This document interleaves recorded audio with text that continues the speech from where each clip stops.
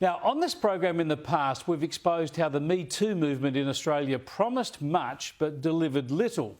Activist Tracy Spicer promised a tsunami of sexual assaults and predators would be exposed, but it didn't eventuate. Actor John Jarrett was one who was charged but acquitted. Freedom! Freedom! Freedom! Another actor, Jeffrey Rush, won a defamation action against the Daily Telegraph, and yet another actor, Craig McLachlan, faced charges and was acquitted. McLachlan shared his experiences in a major documentary aired on Channel 7 last weekend. This is what I struggle with. I was public enemy number one. He's been abandoned by everybody. How am I going to survive this? I was admitted into a mental health facility. I contemplated the unthinkable. My family will be better off without me. They got everything they wanted. The actor's trauma began with a trial by media when the ABC and Fairfax newspapers, now Nine Media, combined for a joint expose. And the weekend documentary aired some footage from their interviews that gave us a disturbing insight into the intent of that journalism and the coaching the journalists and producers gave to the women making allegations against McLachlan.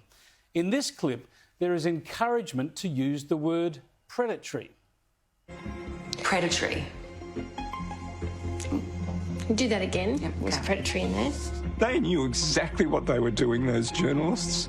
They knew exactly what they were doing. Are you happy with that, director? Yeah, that's good. That was absolutely brilliant. Awesome. Now, this material was put to air by Channel 7, intercut with reactions from McLachlan in the here and now, listening to this stuff. Watch and listen here as one of the journalists questions the tactics, but the coaching goes on and they get what they want all the same. Looking for it sharp, short. You said this is predatory behaviour. It wasn't a one-off. And when we all shared our stories, we realised how calculated it was. I don't think we should be putting words into her mouth to They an were the extent. words that I wrote down. So essentially, what's of most concern is the power imbalance Yeah. in this situation. So I think what has inhibited our action previously and what's concerned us the most now is his... No, it's not that. Hang on, guys, out there. We can hear them. Okay. We're good? Move on. What is it that stops women from complaining in these circumstances, do you think? I think in our case, it's their star power, it's their influence that makes us fearful, makes us feel as though our voices won't be heard. Short enough? With that? Too short? No. Maybe even just something like, he's a big star. He has clout. You know, we wouldn't be listened to, or we didn't think we'd be listened to. Okay. Okay. I guess we all felt that his star power and his influence was more valuable and more important than us. Perfect.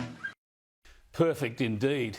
This is a highly worrying look behind the scenes, isn't it? Are these journalists asking questions or dictating answers? The investigation had begun with journalists calling actresses involved in the Rocky Horror Show, a production that starred Craig McLachlan. And these journalists made promises from the start. They began making calls. We're contacting everyone who played this role. And making promises. You know, we've got a department of lawyers here at the ABC And at Fairfax. that will back you all the way. Yeah. And then despite all that preparation and those early promises of legal support and weeks of filming and those, shall we say, interviews, let's call them interviews, McLachlan was only contacted at the last minute, given little time to respond before the story went to air. Yet weeks earlier, it seems the journalists' minds had been made up and the intent of the piece was made clear as they discussed the timing of when they would air the story. What's the next one? During their discussions, talk turned to the timing of when the story should run, prompting this curious comment from a senior Fairfax journalist. The thing about the timing is that if we go Thursday, It just means that Friday is Friday. So we've got a couple of days then to do the follow-up because ultimately we want him out of that job. Well, they got their wish, didn't they? What a wonderful outcome for journalism, hey? Does it worry you? Me too.